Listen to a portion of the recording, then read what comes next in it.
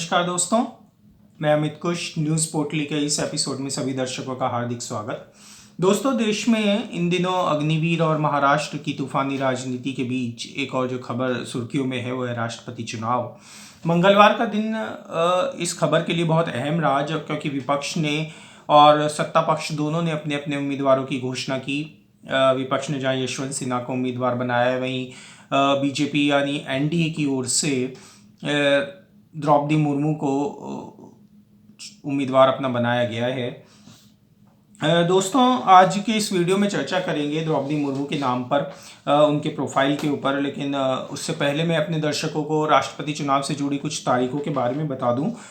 मौजूदा राष्ट्रपति रामनाथ कोविंद का जो कार्यकाल है, 5 साल का जो कार्यकाल है, वो 24 जुलाई को ख़त्म हो रहा है। तो चुनाव की प्रक्रिया शुरू हो चुकी है और नामांकन 29 जून तक किए जाएंगे और वोटिंग 18 जुलाई को होगी, जबकि नए राष्ट्रपति के नाम का ऐलान 21 जुलाई को कर दिया जाएगा। दोस्तों, एनडीए की तरफ से बीजेपी अध्यक्ष जेपी नड्डा ने रात करीब 10 बजे प्रेस कॉन्फ्रेंस में द्रौपदी मुर्मू के नाम का ऐलान किया।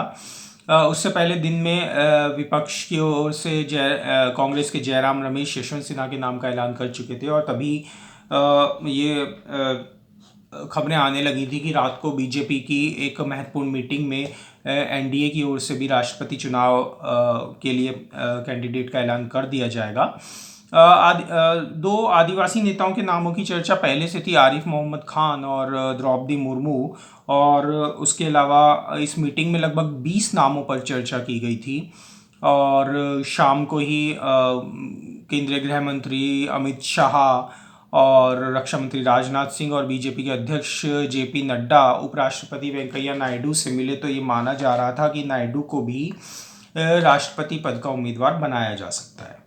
बहरहाल, द्रौपदी मुर्मू के प्रोफाइल की बात करें तो वो बीजेपी की एक आदिवासी नेता हैं और 1997 से बीजेपी में शामिल हैं और उड़ीसा के मयूरभंज जिले में उनका जन्म हुआ। भुवनेश्वर के रमा देवी वुमेन कॉलेज से आर्ट्स में ग्रेजुएट हैं। उसके बाद भुवनेश्वर के ही Shri Aurobindo integral education centre में असिस्टेंट प्रोफेसर रहीं, इरिगेशन डिपार्टमेंट में जूनियर असिस्टेंट के बतौर नौकरी की और उसके बाद फिर 1997 में जब बीजेपी में शामिल हुई तो लगातार पॉलिटिक्स में एक नए नए पदों पर रहीं। उनके पति श्यामचरण मुर्मू और 2 बेटों का निधन हो चुका है और परिवार में एक बेटी इतिश्री मुर्मू है।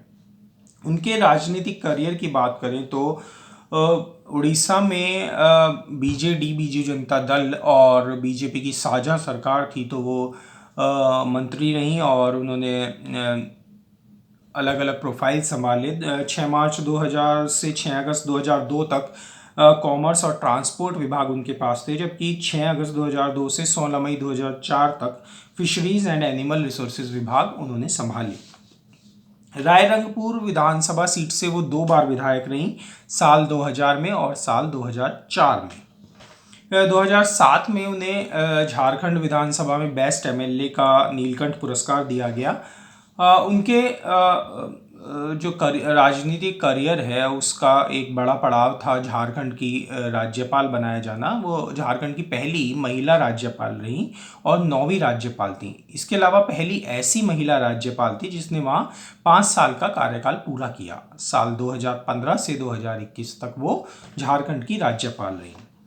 तो दोस्तों, अगर द्रौपदी मुर्मू राष्ट्रपति चुन ली जाती हैं, जिसकी पूरी संभावना है क्योंकि जो राष्ट्रपति पद के लिए वोटिंग होगी उसमें बीजेपी यानी एनडीए का 48% हिस्सा है, जो एक बहुत वजनदार बात है कि तो ये माना जा रहा है कि जो बीजेपी का एनडीए का उम्मीदवार होगा उसका राष्ट्रपति बनना लगभग तय है। अगर ऐसा होता है तो द्रौपदी मुर्मू देश की पहली आदिवासी महिला राष्ट्रपति होंगी और प्रतिभा पाटिल के बाद दूसरी महिला राष्ट्रपति। तो दोस्तों, ये वीडियो आपको कैसा लगा इस बारे में हमें कमेंट्स में ज़रूर बताएं और सब्सक्राइब करना न भूलें। धन्यवाद।